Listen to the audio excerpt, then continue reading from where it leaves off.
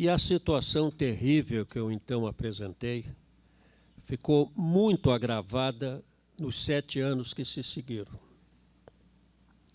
Então, o Brasil está atravessando uma fase a mais perigosa da nossa vida nacional.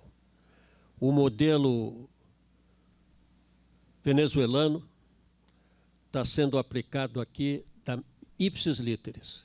Primeiro, a corrupção do judiciário, depois a cooptação das Forças Armadas. E o nosso povo, que não aceita essa situação, a prova é que no desfile de 7 de setembro em Brasília não apareceu ninguém, o Lula desfilou naquele carro para ninguém, parece que as únicas pessoas que teriam ido foram as famílias dos militares, que, segundo uma mensagem que eu recebi, os militares teriam recebido ordens de levar as famílias e de fotografar para provar que tinham estado lá, senão seriam punidos pelos seus comandantes. O povo não apareceu. Enquanto isso, nós vimos a manifestação na Avenida Paulista. Então, nós estamos vivendo uma situação terrível em que um governo em ser não tem nenhum apoio da população. E aqueles que são declarados como oposição, vilipendiados, perseguidos, presos, têm o apoio da maioria esmagadora dos brasileiros. Então, a situação é terrivelmente perigosa. Eu confio em Deus que isso será revertido, mas vai haver muito sofrimento antes que isso aconteça. E nesse texto que eu escrevi em 2017, no Dia do Soldado, eu farei alguns acréscimos para atualizá-lo. O Cid Costa Pereira tem uma série de textos meus que ele já digitalizou, do tempo em que eu fui candidato não aceito pela maioria dos sócios do Clube Naval. Por 2 vezes eu fui derrotado aqui na minha candidatura a presidente e uma vez derrotado no Clube Militar como candidato a presidente do Clube Militar. Só que lá eu tive mais sucesso. Na época que eu me candidatei a presidente do Clube Militar, era para enfrentar os desmandos do Fernando Henrique Cardoso.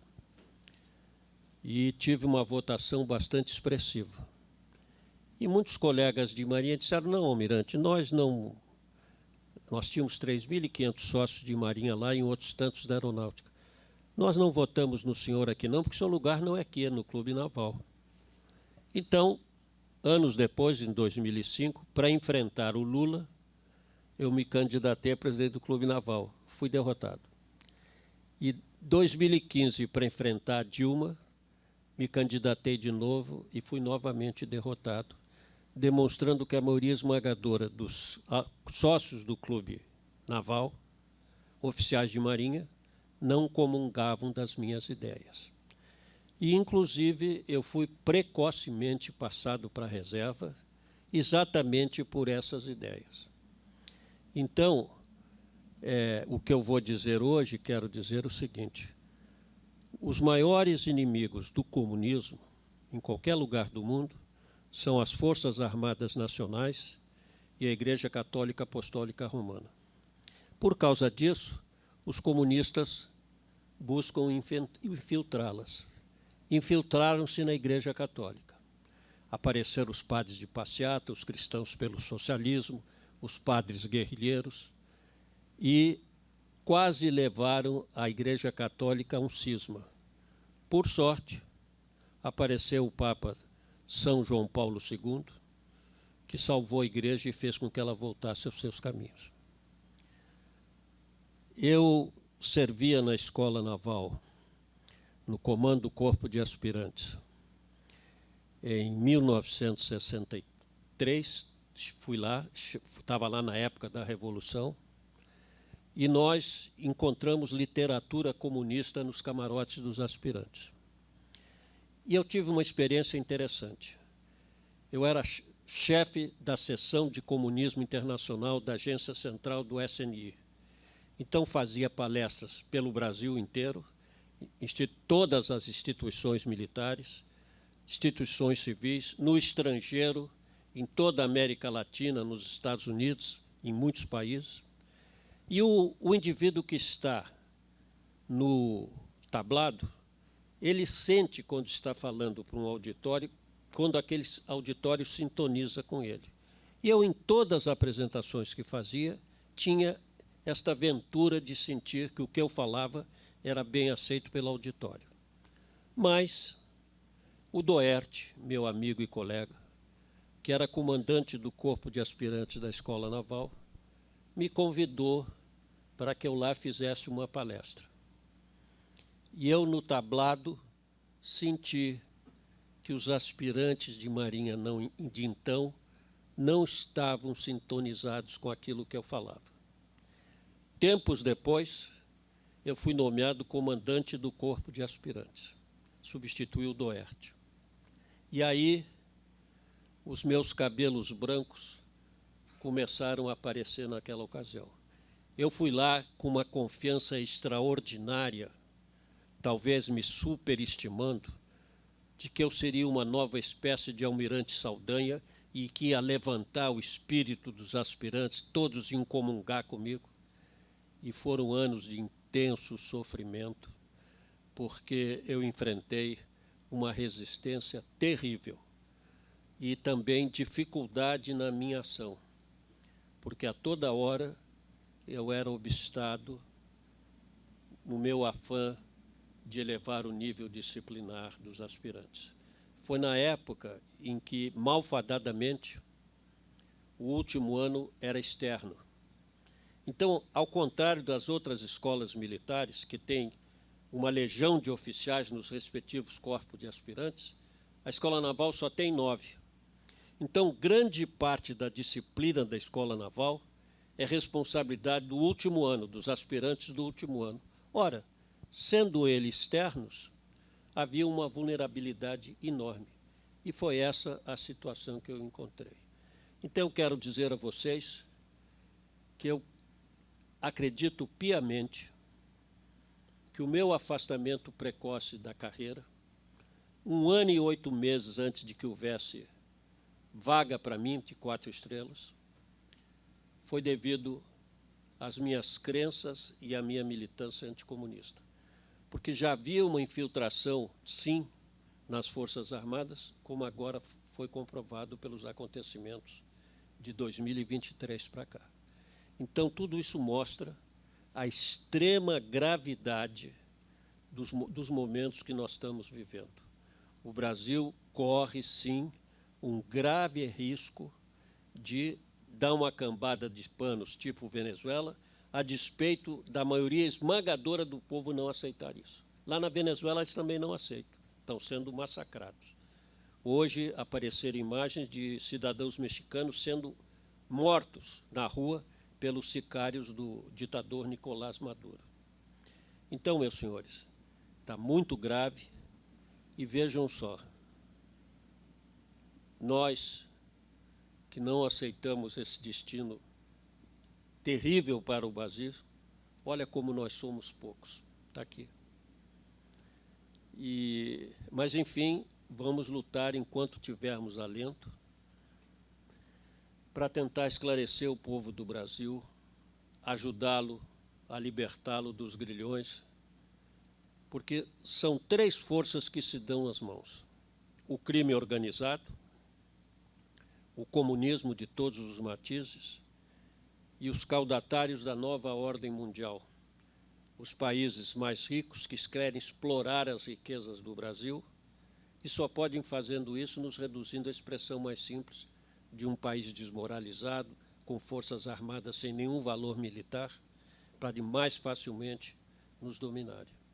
Então, esta é a infausta situação que começou a ser imposta ao Brasil com a eleição do Fernando Henrique Cardoso, agravou-se com a Constituição de 88 e radicalmente de 1990 para cá, desde Collor e o lulupetismo.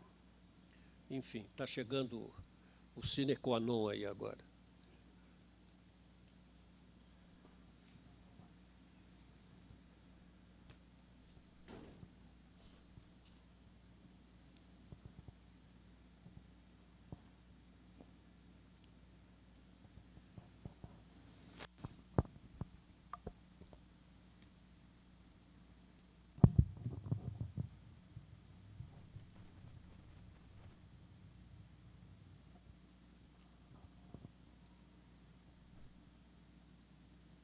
Havia uma expressão que, na época que eu estava na agência central do SNI, se repetia muito, de um livro de uma autora, se não me engano, europeia, sobre o comunismo. Ela dizia o seguinte: você pode confiar nos comunistas. Eles são comunistas mesmo. E toda a vida deles é orientada no sentido da tomada do poder para impor o seu julgo cruel, diabólico. Porque por trás disso tudo, nas minhas crenças religiosas mais profundas, eu vejo a figura de Satanás. É uma luta essencialmente espiritual entre o bem e o mal.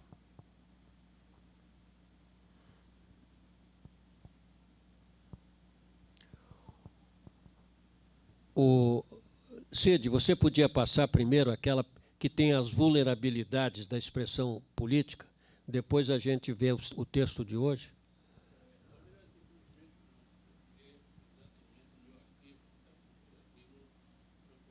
Tá bom. Então, essa de hoje. Bom, então, vamos dar início, e eu vou ler, para lembrar um pouco a vocês, as vulnerabilidades. Vocês se lembram que eu analisei na vez anterior a vulnerabilidade do poder básico de qualquer expressão de poder nacional, que é a base psicossocial, e hoje a expressão política.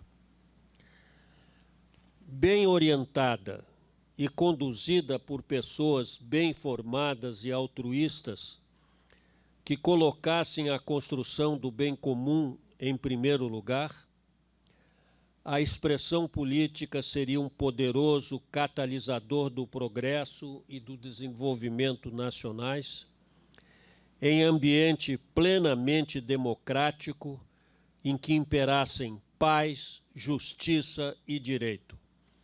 Mas a nossa expressão do poder nacional política apresenta as seguintes vulnerabilidades: um repúdio generalizado, demonstrado pela população em todos os níveis sociais e econômicos e por todos os quadrantes do país, pelas práticas corruptas e corruptoras, egoístas, corporativas, refratárias à sorte do povo, demonstradas diuturnamente por grande parte dos agentes públicos, inclusive os situados na mais alta hierarquia dos três poderes, e pelo resultado da eleição presidencial de 2022, quer dizer, um repúdio generalizado da população por esse resultado esse que foi consagrado pelas urnas eletrônicas, sem verificação. Um desequilíbrio na atuação dos três poderes pela primazia absoluta do judiciário, rompendo a harmonia preconizada constitucionalmente e histórica. Falhas gritantes do sistema e do processo eleitorais, com a multiplicação de partidos, transformados em siglas de aluguel, a maioria sem programa definido. Irresponsabilidade dos eleitos com as promessas feitas durante a campanha. Egoísmo dos políticos e parlamentares que buscam crescentes vantagens pessoais e se esquecem de legislar para a maioria das condições do povo e das instituições. Seria muito adequada a criação dos institutos do voto distrital e do recall, utilizados nas democracias evoluídas, mediante os quais os representantes eleitos prestam contas periódicas ao povo que o elegeu dos seus atos, podendo ser deselegidos por ele, se não cumprirem o esperado. Eu vivi a experiência quando morei nos Estados Unidos, recentemente, mais recentemente, porque eu morei a primeira vez na minha infância. Mordomias e benesses absurdas concedidas aos membros do Judiciário e do Legislativo e das carreiras privilegiadas do Executivo, totalmente incompatíveis, acima e além da realidade vivida pelo povo em geral. A toda a adequabilidade de todos serem legalmente compelidos a adotar os hábitos frugais exemplares, por exemplo, dos parlamentares nórdicos, que não têm nenhum tipo de mordomia. Inércia do legislativo em defesa da imunidade parlamentar e sua passiva aceitação da punição judicial via STF, cassação e prisão de parlamentares pelo delito de opinião. Então, são essas as nossas vulnerabilidades. E o texto, que agora nós vamos ler e projetar ao mesmo tempo, tem o título de Isso em 1917. Brasil, um anal sem comando e sem rumo, a matroca no mar tormentoso? Com o coração partido e a alma em pedaços, pelo que os maus, os perversos, os pervertidos, vêm impune e cinicamente fazendo com o meu país, entendi ser meu dever escrever esse longo e duro texto. Senti ser essa uma obrigação para comigo mesmo e minhas crenças e valores mais profundos, para com os imortais Tiradentes, Caxias, Tamandaré e Eduardo Gomes e todos os heróis de nossa terra, mas que também servisse de alerta, chamamento e motivação para os brasileiros de bem, aquela legião silenciosa, mas à espera dos libertação dos grilhões que nos escravizam e humilham como nação, porque igualmente inconformada com a inexistência prolongada de lideranças nacionais capazes, eficazes e competentes para debelar a destruição e o assalto há tanto tempo praticado contra a nossa terra, nosso povo e nossas instituições. Eu quero lembrar que esse texto eu enviava para toda a alta cúpula do governo e para toda a hierarquia das Forças Armadas, na minha condição de vice-chefe de Estado-Maior das Forças Armadas e mesmo depois na reserva. A sem-vergonhice, a corrupção, a roubalheira, as agressões continuadas à lei de Deus e ao respeito devido aos semelhantes e a falta de exação no cumprimento dos deveres mais comezinhos e essenciais tornou-se a tônica daninha de atuação que afeta os três poderes da República, os três níveis administrativos do Estado, as atividades empresariais, os meios de comunicação social, a vida em sociedade e o comportamento individual e coletivo dos cidadãos, enfim, toda a vida nacional. Nós, infelizmente, nos transformamos num país de corruptos de alto a baixo, e isso reconhecido universalmente. O Brasil tem duas das cidades mais violentas do mundo, que são Rio e São Paulo. E eu acredito que eles não viram Fortaleza e outras cidades que talvez tenham índices piores. Então, uma parte do que nós estamos sofrendo talvez seja um castigo divino pela perversão que tomou conta da nossa sociedade, estimulada pelos exemplos de cima. Tamanho apodrecimento teve data certa de início do agravamento, o fatídico ano de 1990, como consequência da Carta de 1988, manipulada por duas correntes contrárias aos objetivos nacionais. Ulisses Guimarães era o grande mentor de tudo isso, e consagrou direitos, os mais estapafúrdios, sem cogitar de deveres em medida semelhante, e programou o continuado esquartejamento do poder do patrimônio nacional, delimitação de áreas indígenas, quilombolas e por aí vai. Tudo porque seus mentores visavam ao enfraquecimento do Brasil para torná-lo presa fácil dos senhores para os quais trabalhavam.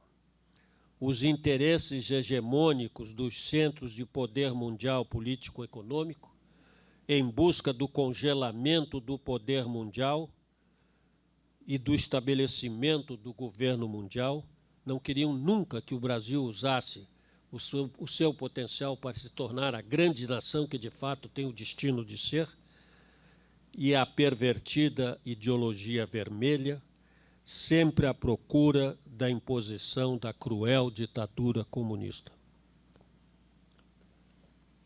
A chamada Nova República, inaugurada com o fim do governo militar em 1985, chega aos estertores, absolutamente incapaz de gerir a nação pela incompetência comprovada dos políticos profissionais que voltaram com ela a revezarem-se no poder.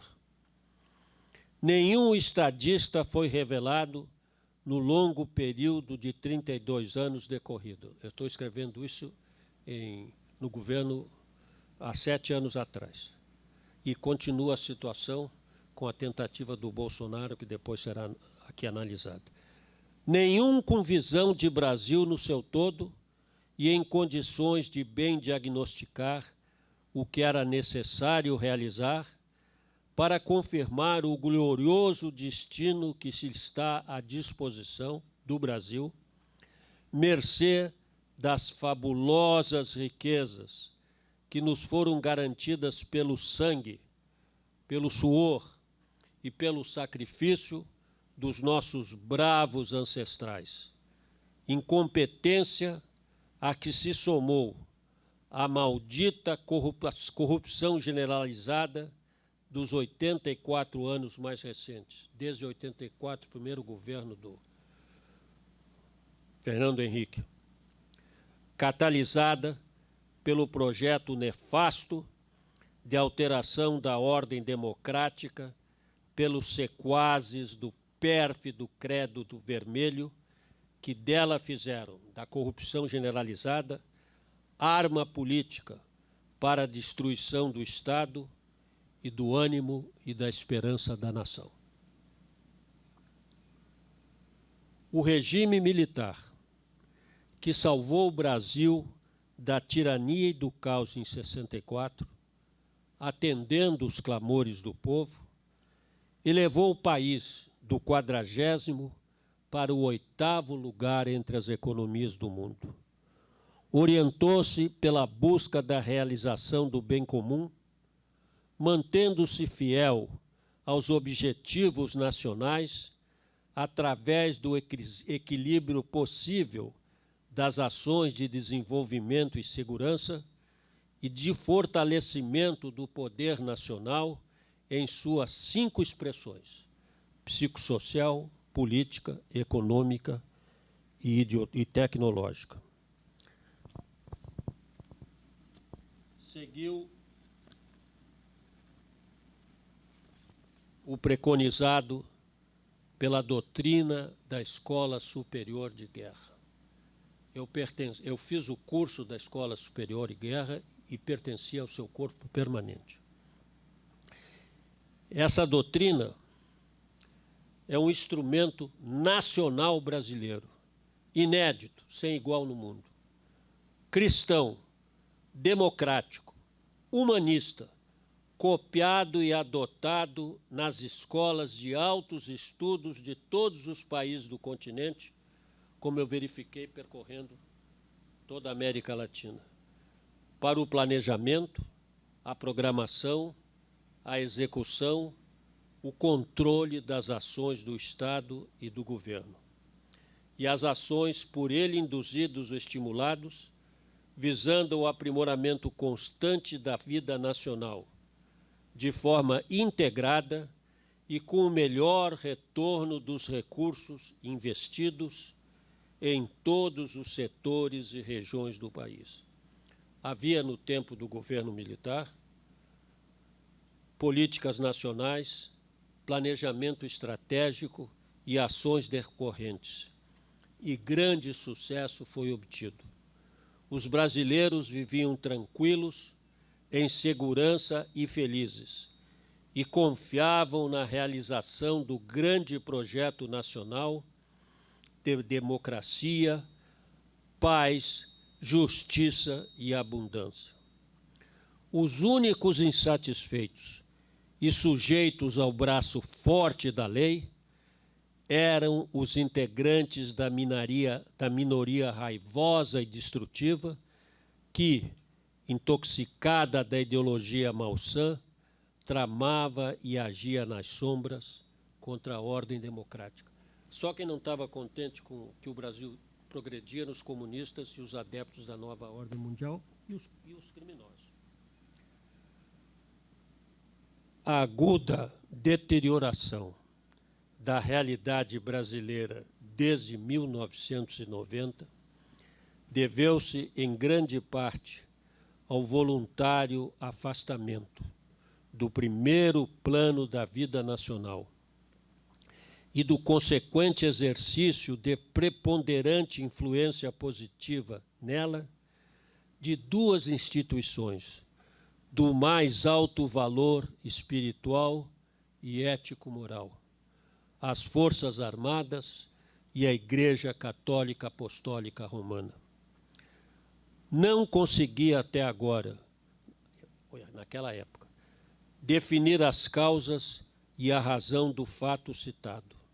Mas a verdade histórica é que, a partir de 1990, as Forças Armadas deixaram de exercer o papel protagônico, fundamental, que sempre lhes tocou, de ativo resguardo dos valores básicos da nacionalidade e do ser humano como tal, da ética e da moral nas atividades a cargo do Estado. E a Igreja restringiu sua ação profética de denunciar os governantes perversos algozes do seu povo. Desde o início do governo Collor, percebi os rumos cambiantes e, para pior, que seriam impostos ao Brasil, ao contrário de toda a expectativa positiva gerada no período eleitoral, inclusive pela derrota notável de Lula, do PT e dos seus projetos esquerdistas radicais. Eu percebi que o Collor era uma fraude logo no início do governo dele. Eu fui promovido a vice-almirante no início do governo Collor.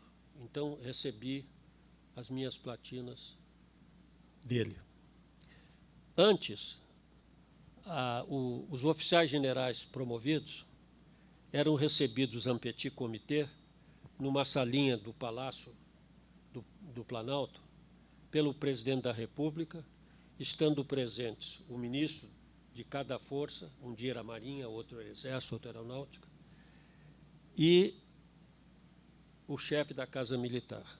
Eram servidos um guaraná, biscoitinho, champanhe e PT saudações. Então, assim, quando eu fui promovido a contra-almirante, estavam comigo o almirante Didier, que foi promovido a vice-almirante, e foi essa a cerimônia de promoção.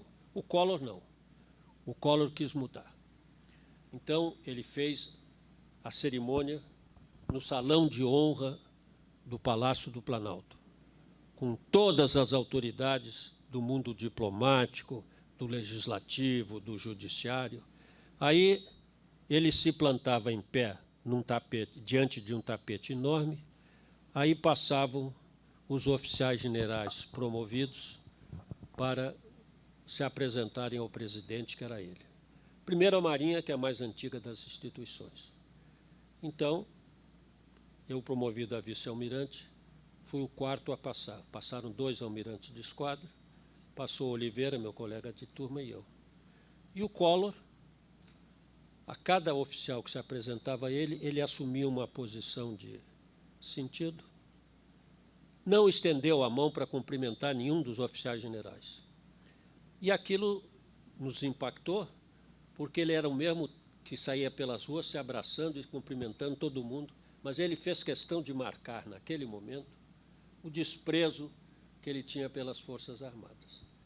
E meu colega Oliveira, que tinha sido adido na Espanha, ele disse: Tasso, eu fui a N cerimônias com o rei da Espanha, que nunca deixou de cumprimentar os seus oficiais generais. Então, naquele momento, o Collor demonstrou o desprezo que ele tinha pelas Forças Armadas. Mas o pior foi o discurso que ele fez na ocasião. Nós que somos da Marinha e do Corpo da Armada, nós conhecemos os comandantes que nos vão comandar. Então, aquele que é bom de manobra, que tem confiança no seu taco, ele assume o comando e estamos conversados. Aquele que é fraco, não tem confiança em si mesmo, ele diz o seguinte: olha, o comandante sou eu, vocês têm que me respeitar porque eu sou o comandante. Foi o que o Collor fez.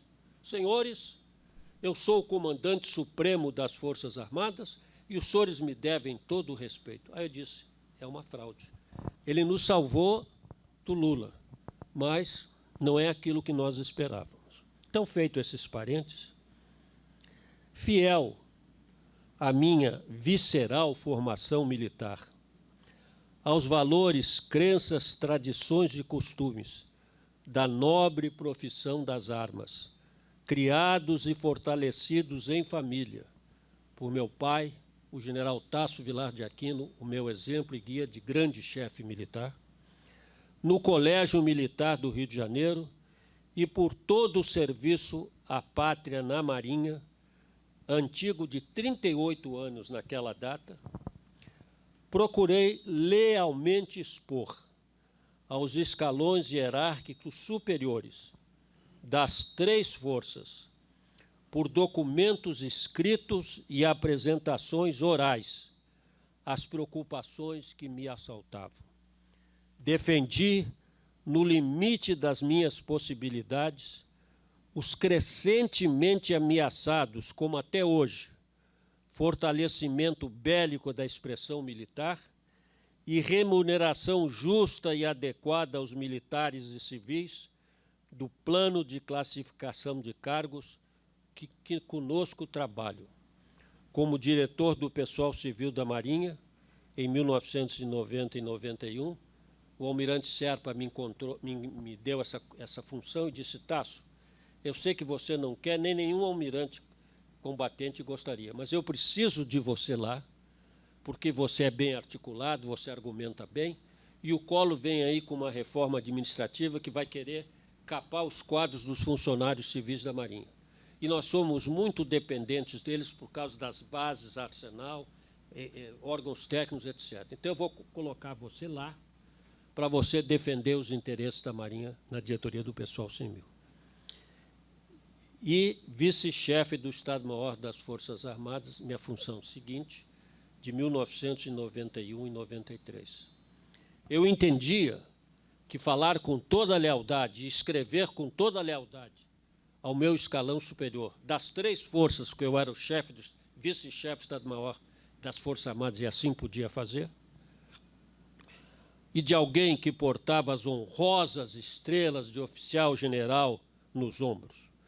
Finalmente, por decisão da maioria do almirantado, o alto comando da Marinha de então, fui afastado do serviço ativo e transferido para a reserva remunerada por não haver entrado na lista de promoções de almirante de esquadra em 31 de março de 93. Um colega meu de turma, mais moderno do que eu, que chegou ao último posto da carreira, declarou-me que tudo assim se passara comigo porque eu fui considerado um perigo e uma ameaça.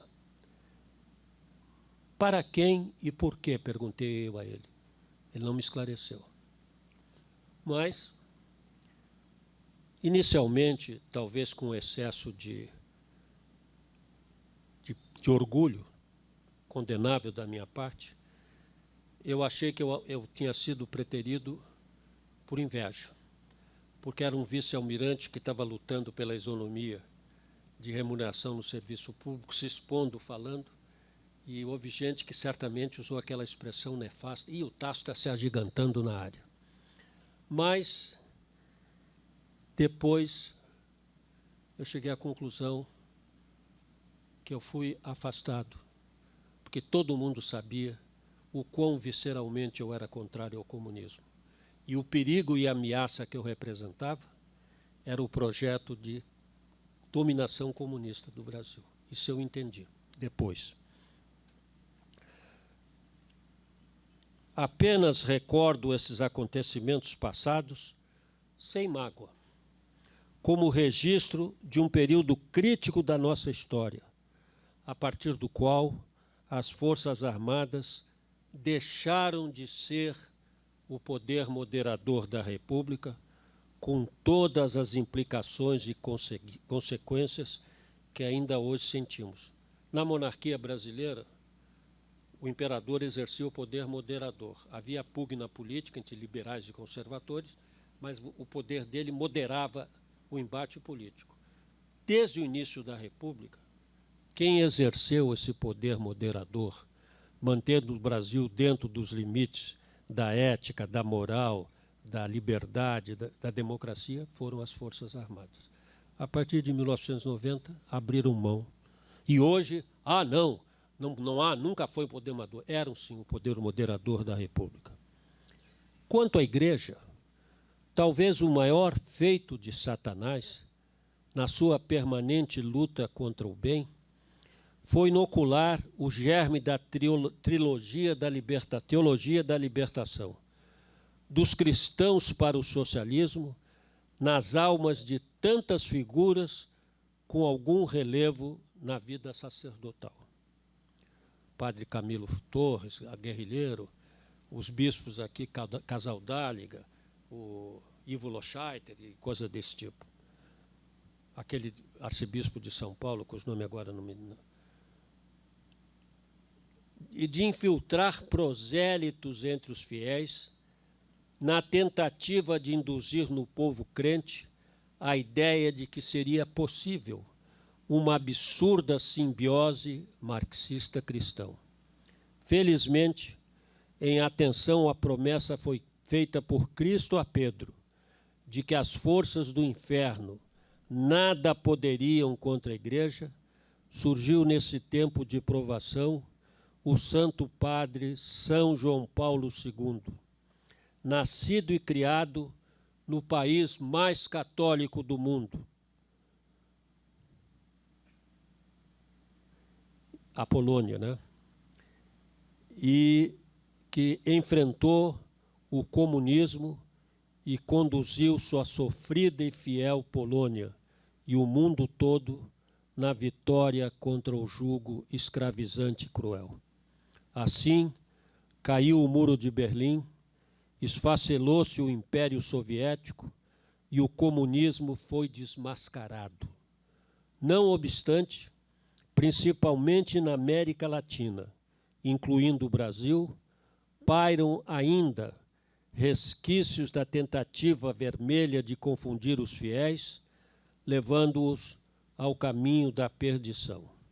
Daí o firme desejo, sempre acalentado por todos os bons cristãos, de uma condenação institucional mais forte, definitiva, da hierarquia católica aos governos ideologicamente pervertidos pelo credo vermelho e absolutamente corrompidos e corrompedores do lulopetismo, assemelhados e alhados. Sabemos bem que essa é a base da nossa fé, que a mensagem de Cristo é o amor, nunca o ódio, a mentira, as maldades e as divisões de toda a ordem, estimuladas e propagadas pelas ordens vermelhas por toda parte. Ainda hoje há uma facção de esquerda na alta hierarquia católica. Infelizmente, lembram-se vocês de todas as agressões e macriações que o Bolsonaro, enquanto presidente, recebia em Aparecida quando ia lá à missa pelo arcebispo de Aparecida, Dom Orlando Brandes. O Congresso é o retrato fiel dos políticos do Brasil. Em grandes números, como revelado nas investigações em curso, naquela época, no âmbito da Lava Jato e antes do Mensalão, seus integrantes nas duas casas dedicam-se apenas a satisfazer seus apetites, os mais baixos possíveis, pensando tão somente em altíssimas remunerações e vantagens pecuniárias de toda a natureza, garantia de sucessivas reeleições, de qualquer modo e a qualquer preço, participação na pilhagem aos recursos propiciados pelos impostos e na corrupção generalizada, folgas e férias ampliadas, privilégios de nomear parentes apaniguados, amigos e associados para cargos públicos num Estado retalhado pelos seus interesses pessoais e etc. Agora mesmo, descontentes com os projetos governamentais de privatização, que acabarão com notórios cabides de emprego, muitos deles, sem qualquer vergonha ou escrúpulo, ameaçam pública e debochadamente, em retaliação, votar contra projetos de governo essenciais ao seu argumento econômico do Brasil. Engendram uma falsa reforma política que lhes garanta a manutenção de todos os absurdos privilégios de que desfrutam e a conservação do poder pela igrejinha montada ao longo do tempo. O resultado é o total descrédito dos políticos, dos partidos e do Congresso. Este fica caríssimo para os brasileiros e é fonte permanente de gastos faraônicos sem retorno.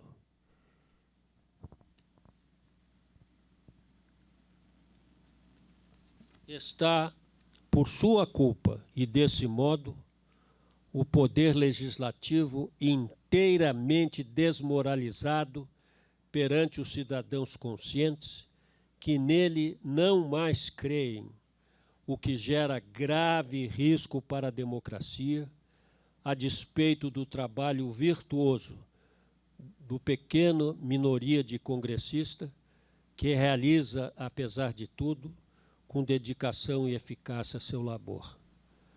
Temos de sanear o legislativo, acabando com as vantagens amorais e absurdas de que gozam seus integrantes nos 3 níveis administrativos, fazendo com que se transformem de fato em servidores do povo, de limitar sua atuação no máximo a 3 mandatos, para permitir salutar renovação constante e começar por não mais eleger aqueles que tão descaradamente se revelaram indignos. Nós estamos, no momento atual, aqui no Rio de Janeiro, sob a possibilidade, até quase com a certeza, da reeleição do Dudu, do PT, como prefeito da cidade. Diz que ele tem 53% de intenções do voto. Este homem, eu moro em Copacabana, eu tenho me dirigido a ele muitas vezes, pedindo que ele tome uma providência sobre o bairro que era a vitrine do Brasil, que ainda, apesar de tudo, atrai turistas, tem uma rede hoteleira. O bairro está um lixo. Aquele pessoal de rua, jogado por todos os cantos, fazendo as necessidades fisiológicas entre o meio-fio e os carros estacionados, um fedor insuportável, e agora, inclusive, se tornando agressivos nas tentativas de pedir dinheiro, etc., e ele não toma nenhuma providência. Ele está deixando a cidade, e, no entanto, tem o aplauso de 64% dos cariocas. Que loucura é essa? Vai ser eleito, vai ser governador e, se continuar nessa toada, vai ser presidente do Brasil e nós vamos continuar nessa mazorca do PT. Agora, o Poder Judiciário, que é um capítulo especial. Quanto ao Poder Judiciário, eu estou falando na época, em 2017, o grave problema é a demora na distribuição da justiça. Os casos mais simples levados aos tribunais demoram anos e anos para o seu desfecho, acarretando prescrição de crimes que tinham de ser punidos, impossibilidade de usufruto a tempo útil de direitos insofismáveis de herdeiros, etc. Outro ponto que merece mudança é o do método de escolha dos ministros do STF, hoje meramente indicado pelos presidentes da República sucessivos, dos quais alguns se fazem representantes dos interesses pessoais e ideológicos partidários pelos tempos afora, tornando a mais alta corte um ambiente subordinado às paixões políticas, o que é de todo inaceitável. O ideal seria que, de fato, se constituíssem na nata dos juristas nacionais, os melhores entre os melhores, exclusivamente escolhidos pelo mérito e avaliados prévia e diuturnamente em toda uma carreira dedicada à lei e à justiça. Enfim, que fossem tão somente comprovadamente, subjetiva e objetivamente, la crème de la crème, e universalmente respeitados e acatados por isso. E que seus mandatos, como os de todos os ministros das Cortes Superiores, fossem limitados nos anos. 10 anos?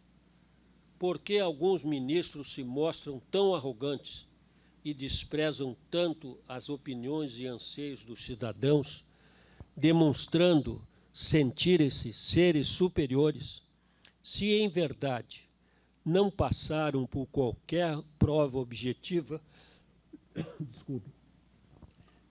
de aferição de conhecimento e competência para serem guiados à posição que ocupam, ao contrário da imensa maioria dos ocupantes de cargos públicos no Estado, inclusive nós, oficiais de Marinha, que passamos por concurso público.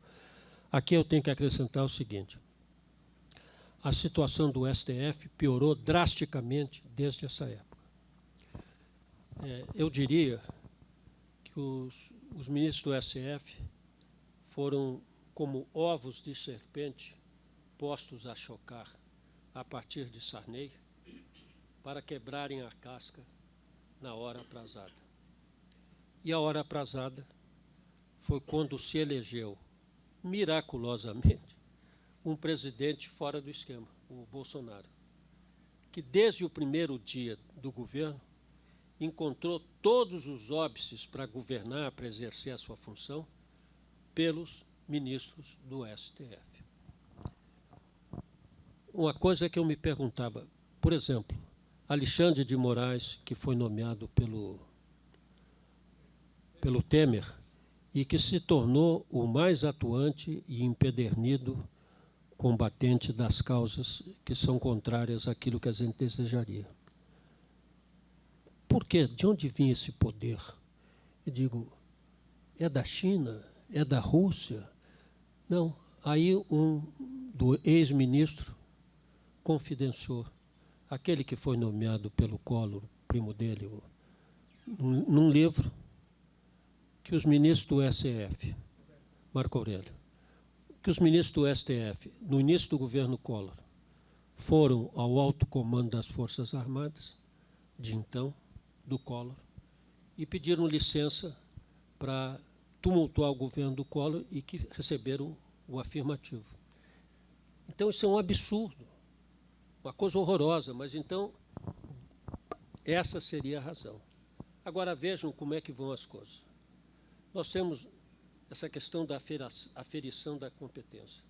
Nós temos um ministro do STF, que já foi presidente da Corte e é muito atuante, que não passou sequer no concurso de juiz de primeira instância, o Toffoli. E está lá, mandando e fazendo e desfazendo. Pois é. O outro, o próprio Alexandre de Moraes, era advogado do PCC.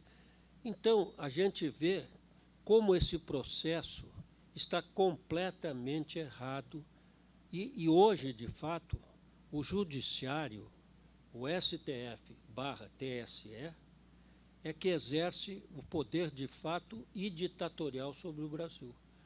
Todos os nossos direitos estão baseados na exclusiva decisão que eles tomam, inclusive de modo monocrático, e muitas vezes ao arrepio dessa Constituição de 88, que não é nenhuma maravilha, porque ela foi feita por dois grupos que eram revanchistas da época militar e queriam criar uma situação favorável à nova ordem mundial e ao comunismo. Mas, de qualquer maneira, é a Constituição.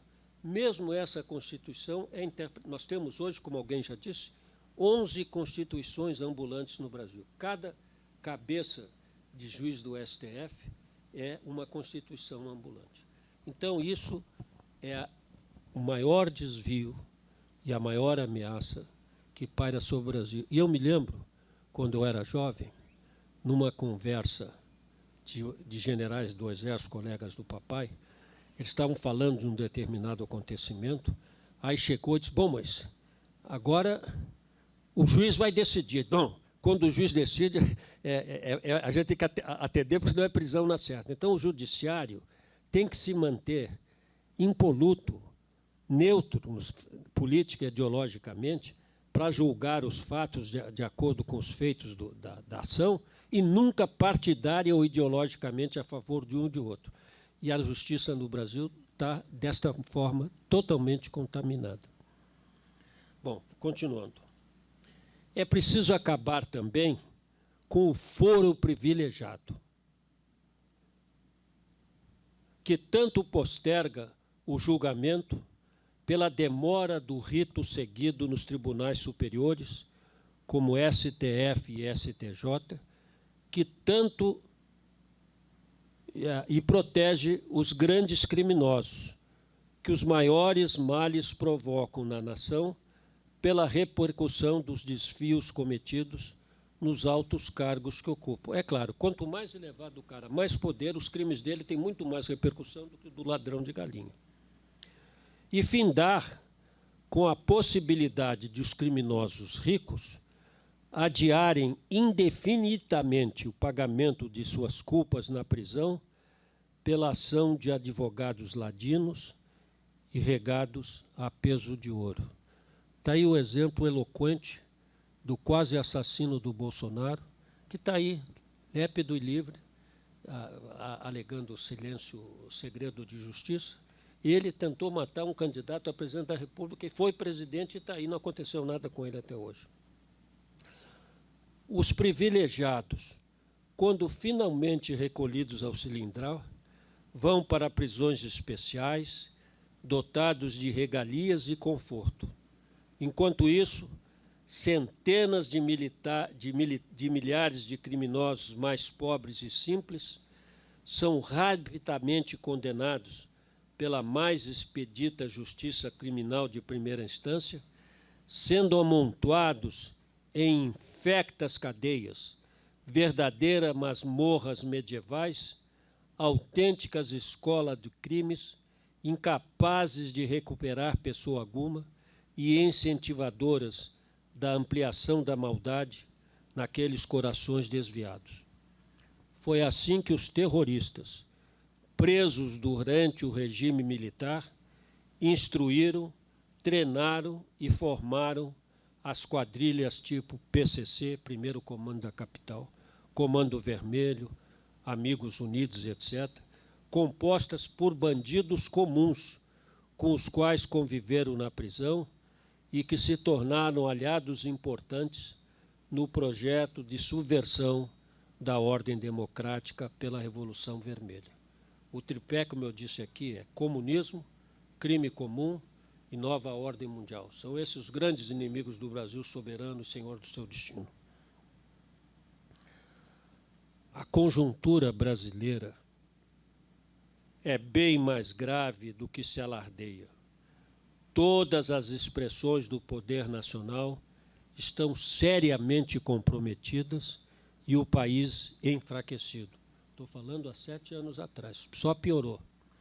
Para tanto, foi decisiva a influência extremamente negativa do desastroso e demorado predomínio lulopetista.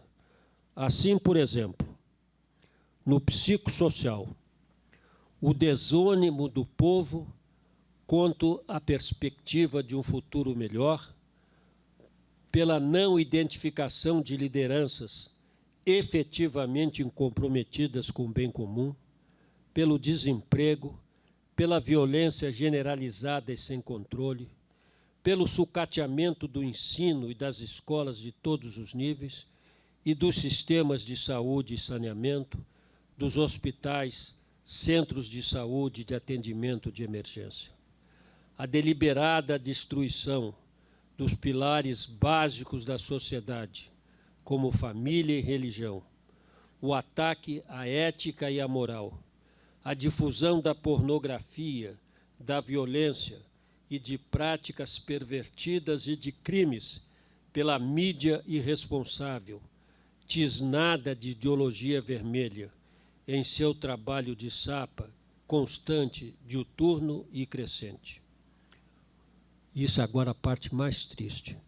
O Brasil, que sempre foi um país de imigrantes, o porto seguro e solo benfazejo, que acolheu pessoas do mundo inteiro em busca de oportunidade, trabalho, fortuna, felicidade, transformou-se cada vez mais em terra de emigrantes a partir do governo Sarney. Hoje, multidões, principalmente de jovens, querem deixar o país. Quanta tristeza isso provoca nos corações brasileiros, apaixonados pela pátria e que a querem ver resgatada, forte e feliz, pelo esforço de todos os filhos. Infelizmente, os que podem, que têm recursos para isso, estão partindo, e os destinos escolhidos, na maioria dos casos, são Portugal, os Estados Unidos e as terras dos ancestrais que emigraram para cá nos séculos XIX e XX e nos ajudaram na época áurea da construção do país do futuro, da terra da esperança, da pátria do Evangelho. No político, o egoísmo, a cupidez, a falta de patriotismo e do sentimento de servir dos políticos e dos partidos. O comprovado envolvimento em corrupção de deputados, senadores, governadores, prefeitos, membros das Assembleias Legislativa e Distrital, presidente, das câmaras de vereadores, de agentes do Estado e do governo de todos os níveis, a toda hora revelado pelos meios de comunicação social. A falta de representatividade efetiva dos anseios e aspirações do povo em geral e de cada cidadão pelos péssimos candidatos que se apresentam e são apresentados pelos partidos, retirando do eleitor a possibilidade da boa escolha e que sempre acabam eleitos no sistema eleitoral viciado que temos. No econômico, o desemprego, a recessão, a disfunção e a má conservação dos sistemas e das vias e dos meios de transporte, o retrocesso e a canibalização das indústrias necessitadas de permanente alocação e diversificação de recursos para avanços tecnológicos que as façam competitivas no mercado mundial. O custo Brasil, que nos mantém presos no nosso subdesenvolvimento em todas as suas matizes. No militar, o enfraquecimento continuado do poder bélico das Forças Armadas, fator extremamente preocupante num mundo marcado de guerras e conflitos, em que impera a lei do mais forte, o agravo ao morar dos militares, pelas constantes mentiras que lhes são assacadas e pelos ataques continuados e repetidos que vem sofrendo pelo revanchismo dos inimigos da pátria, a remuneração em patamares inferiores à de todas as categorias pagas pelo Estado. E agora, malfadada, infeliz e desafornadamente, a cambada de panos das Forças Armadas que inverteram seu rumo de 180 graus. Que tristeza. No tecnológico, a falta de recursos para a pesquisa e desenvolvimento de projetos científicos e tecnológicos essenciais a desenvolvimento, segurança e bem-estar social. O retrocesso acentuado em setores como de construção de material bélico, construção de navios, nos quais já tivemos destaque mundial. Além de tudo, temos ainda de conviver com a presença de pessoas como Lula e Renan Calheiros, em liberdade e ainda aspirando ao poder completo, a despeito de tantas acusações e até mesmo condenação por crimes, de estar subordinados a decisões sobre tudo e sobre todos, sobre aspectos cruciais da vida nacional, alguns surpreendentes e ao arrepio das expectativas gerais e até de legislação que regula a matéria pelo judiciário, a exemplo de algumas exaradas por Lewandowski e Gilmar Mendes naquela época. Agora generalizou. De ter de ouvir Garotinho e Rosinha criticando a corrupção dos políticos no horário de propaganda eleitoral.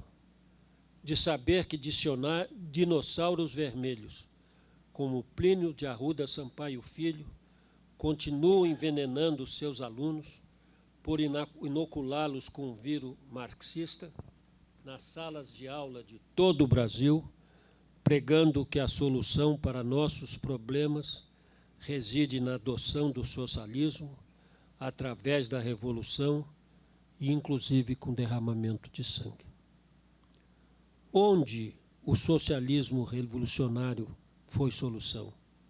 Na antiga União Soviética? Em Cuba? Na Coreia do Norte? No Vietnã? No Laos? No Camboja?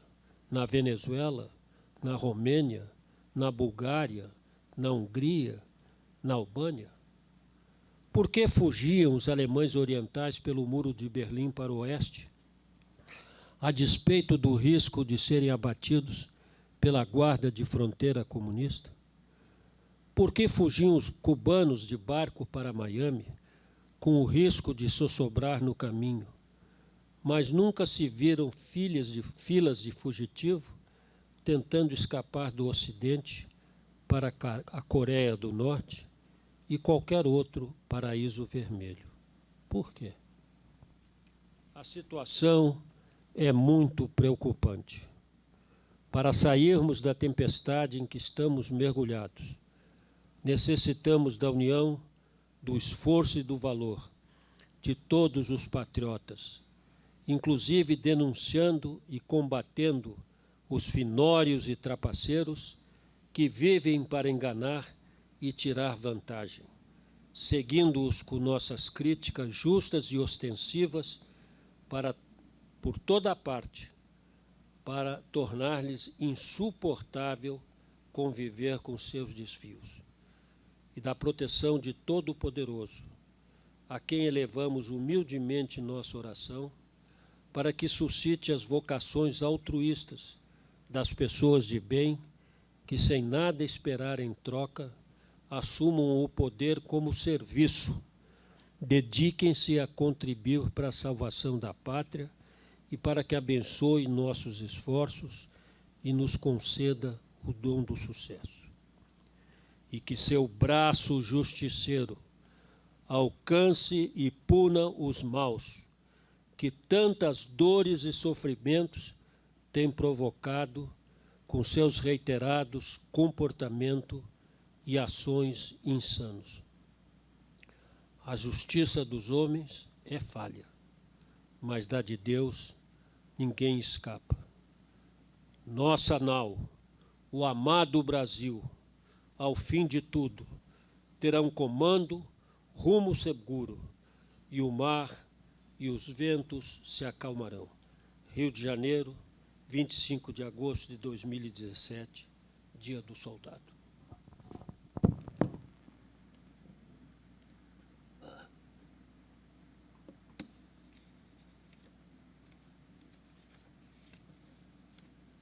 C'est fini.